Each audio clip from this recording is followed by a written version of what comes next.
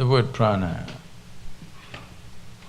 there is no equivalent word in English, but we can say it's the vital energy.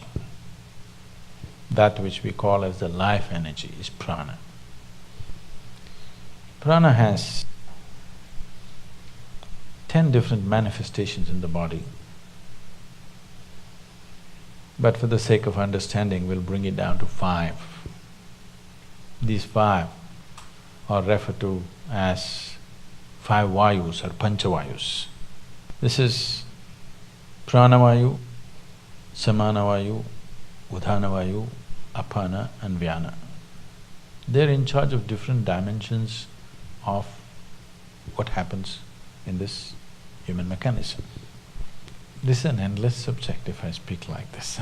I'm just trying to abridge it in a sensible manner. Taking charge of this. Yama means to control or to take charge. Pranayama means a method with which you want to take charge these panchavayus.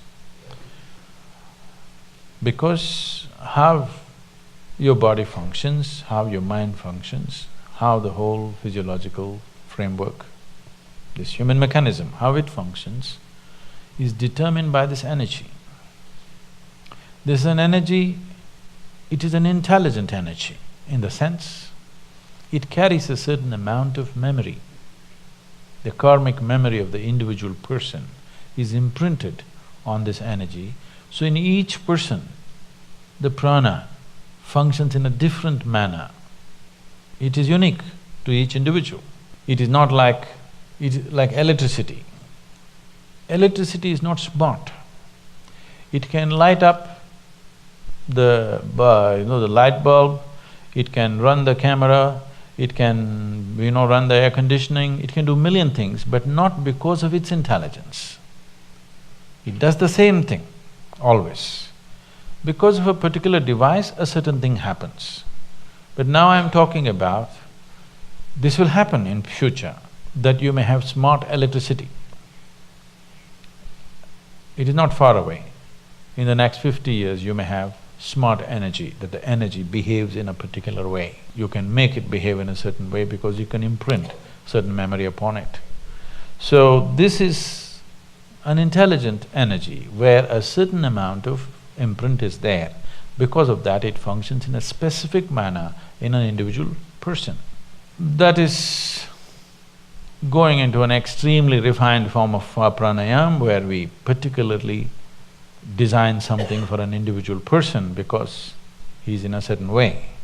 For that, to come to that level, it will need a general level of pranayama where it takes care of these 5 vayus. If one has a certain mastery over these 5 vayus, there is no such thing as physical ailment or particularly psychological ailment is out of question.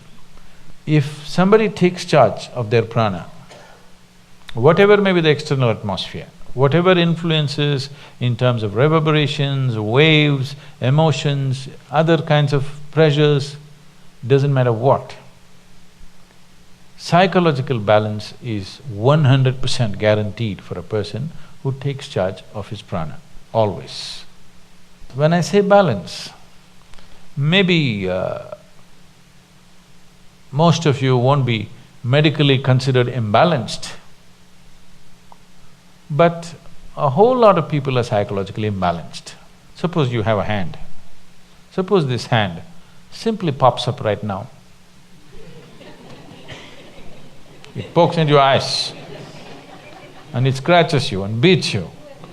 If your hand starts doing this, there is a sickness, isn't it? At least your hand is sick. Let me not blame the whole person. At least your hand is sick for sure, isn't it? Well, this is what most people's minds are doing. Every day it scratches you from inside, makes you cry, make you bawl, make you worry. In so many varieties of suffering, it pokes your eyeballs out many times. Is it not doing? It is sick. Maybe in a socially accepted manner, but it is sick. So one who takes charge of his prana can be 100% assured his psychological balance is there, you cannot shake it. Physiological balance also is there, but physiological ailments may happen due to various reasons. One thing is there are infections and other, organisms who want to live. Yes, they want to live. Another thing is variety of chemicals and poisons and stuff we may swallow knowingly, unknowingly, and it can cause things. So physiological ailment is, I would say, 90% guaranteed that it won't happen. But psychological well-being is 100% guaranteed. If you're psychologically in an extremely good place, 10% of physiological problems are not even a problem, It's not even a problem. Most of the time, what little things that may happen to the body, that's not the thing. What reaction that happens in your mind is the big thing, isn't it? Yes or no?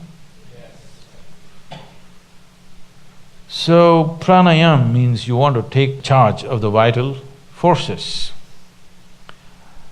As I said, they have an intelligence of their own, each one of them. Either during birth, after conception, how they enter the newborn and how they leave the dead. In this, it clearly displays it has an intelligence of its own. One may not notice this unless they become very conscious about these things. It's a world by itself, if you ask me. It takes a certain level of attention. The word attention may not go deep enough. I'm using the word attention because the other words are horribly corrupted. Awareness and this and that are badly corrupted. So I'm using the word attention, but the word attention is not suggesting what is needed. Just mental alertness is not enough. It has to become really attentive. If you make yourself like that, you know how these five are functioning.